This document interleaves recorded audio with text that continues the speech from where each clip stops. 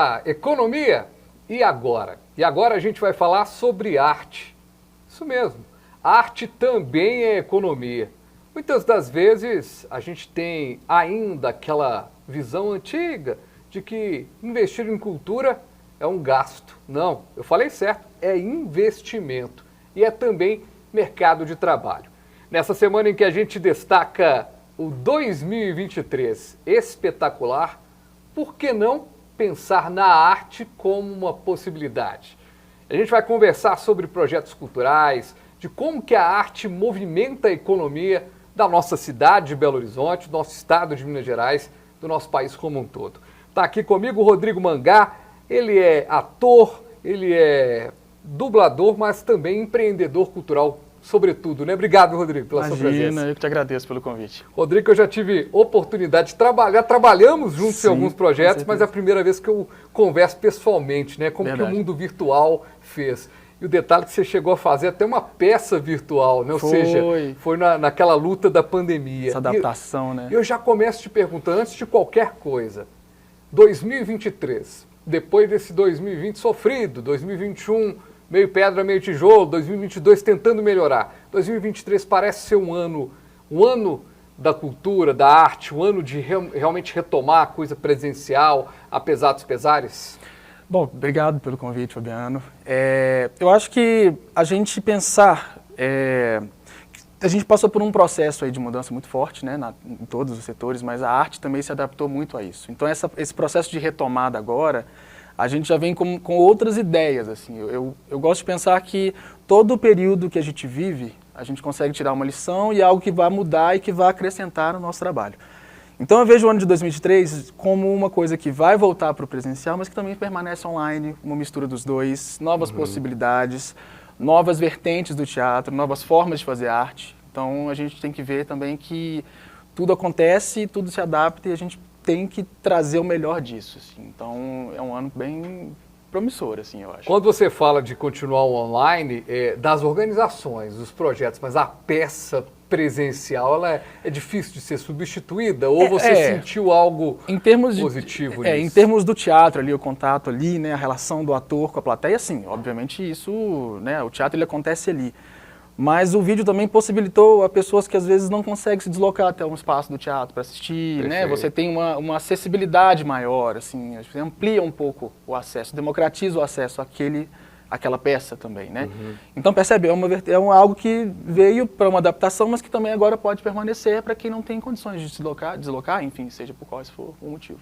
Hoje, em Belo Horizonte, para ficar em Belo Horizonte, apesar de a gente estar falando aqui para Minas Gerais inteira, ficando em Belo Horizonte, hoje a gente tem aí uma gama de atores, uma gama de dubladores. O mercado hoje para a arte, ele vai além do que a gente está observando ali no simples olhar para a cidade, ou seja, está nas grandes produções, está nas pequenas produções, está na sala de aula?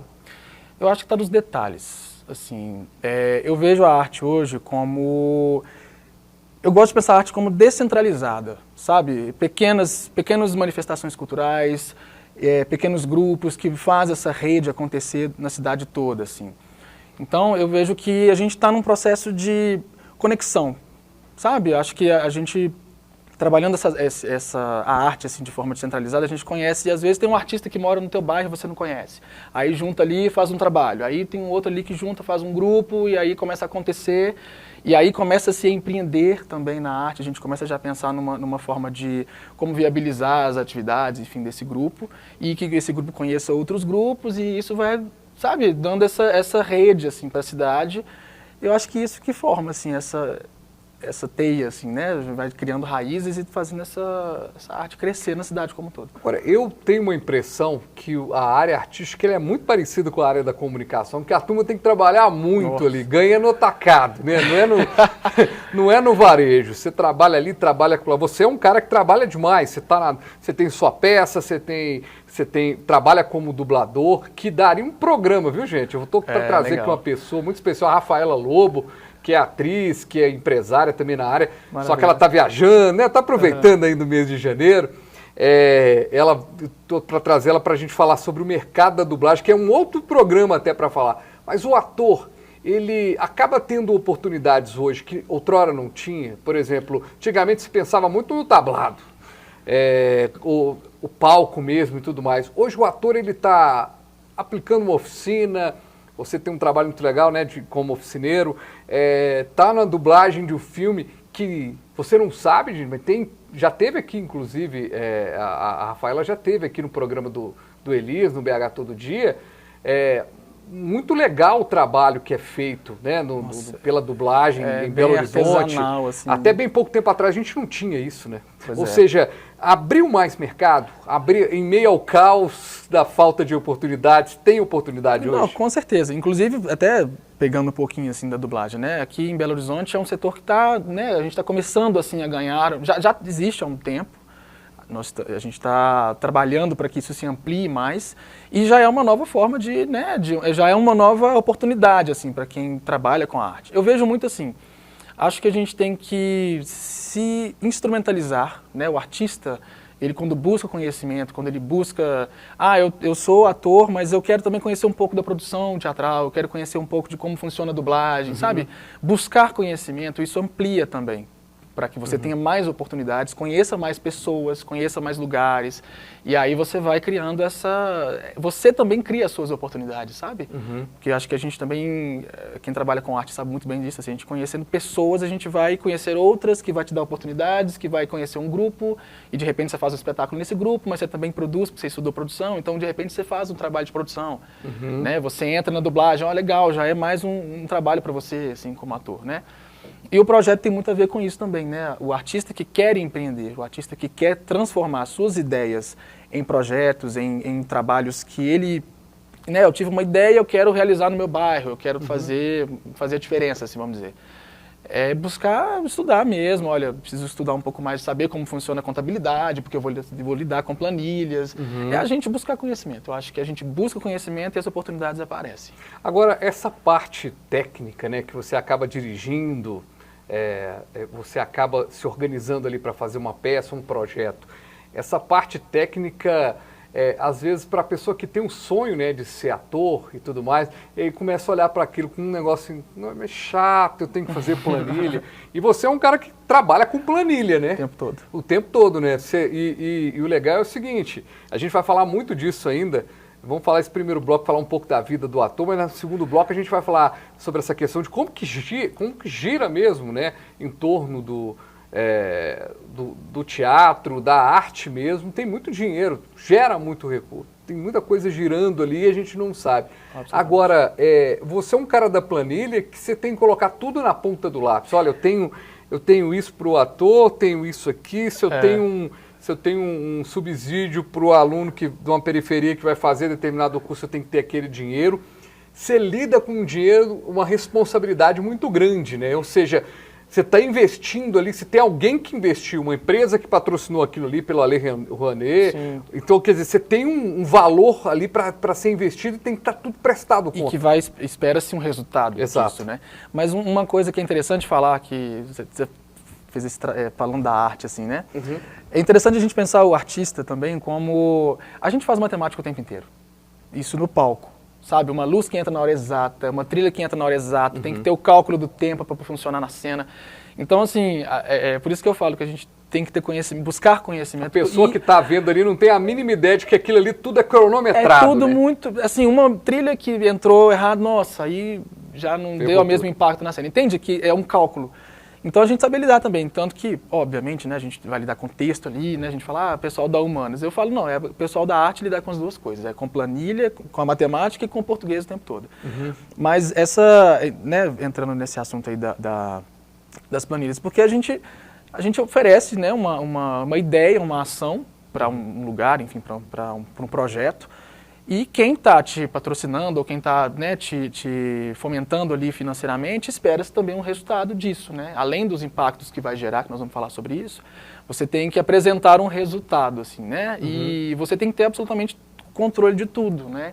Então, o conhecimento também dá para matemática, no sentido assim de buscar, né?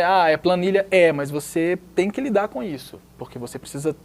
É um cronograma em matemática, né? Você precisa calcular quanto tempo você precisa executar um projeto. Você tem, sei lá, você tem que ensaiar um espetáculo. Você tem 5 meses para fazer isso. Percebe que você tem que organizar todo um cronograma. Isso é puramente matemática, planilha. E aí, quem vê assim o ator, né, por exemplo, a gente está acostumado a ver o teatro, tudo muito certinho, entra na hora certa, aquilo ali é ensaio atrás de ensaio, cronometrado atrás de cronometrado. Mas ao mesmo tempo, a arte também ela possibilita o improviso, Sim. a forma de sair, ou seja, você tem a matemática, mas ao mesmo tempo tem alguma peça que você termina e fala assim, deu tudo errado, no final das contas deu certo. Deu tudo certo.